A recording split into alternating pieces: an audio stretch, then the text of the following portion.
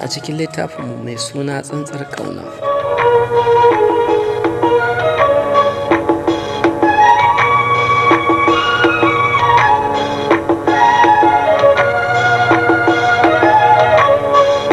Bayan karanta saƙon Kamal, Fatima ta zauna kan gadon da ke ɗakinta, zuciyarta cike da damuwa, tana jin kamar rayuwarta na gab da rugujewa. Auren da ba ta so yana gab da faruwa, amma masoyin zuciyarta yana yi mata nuni da ta tashi tsaye. Da sassafe ta zauna da mahaifiyarta, Hajiya Rabi, da hawaye a idonta ta ce, "Mama, wallahi ba na son Suleiman. Na riga na samu wanda nake so tun kafin a fara batun aurensa." Hajiya Rabi ta kalle ta da mamaki. "Ke Fatima, ashe baki da hankali? Menene laifin Suleiman? Babanki ne yanke hukunci, kuma ba za ki kunyata shi ba." Fatima ta fita daga gida da kuka ta nufi gidansu Kamal.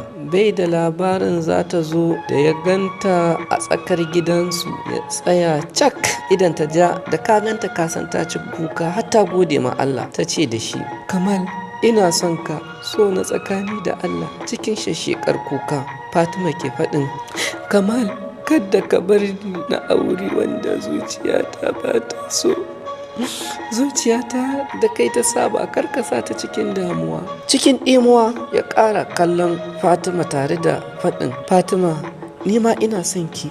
Lamari na iyaye a hankali ake bin su.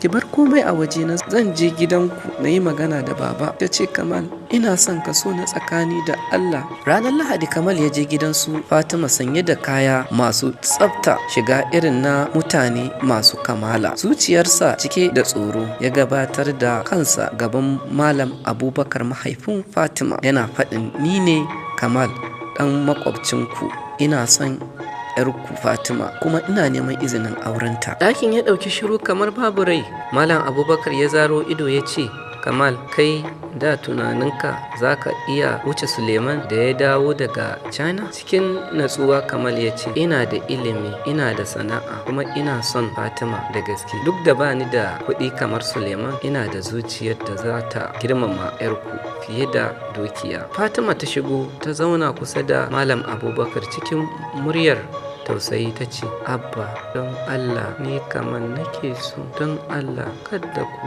raba ni da shi." Hajiya Rabi ta taso da fushi, amma Malam Abubakar ya ɗaga hannu ya dakatar da ita. Ya kalli Fatima sai ya ce, "Fatima, ke ce ‘yata mace, ba zan aura miki wacce baki so ba. Ki je ki yi addu'a." Nan Fatima da Hajiya Rabi suka fice daga falo. Kamal kuwa kansa na ƙasa, zuciyarsa na ta saƙe-saƙe. Malam Abubakar ya yi magana bai ma ji ba, sai da ya taɓa shi. Nan Malam Abubakar ya amince da soyayyar Kamal da Fatima.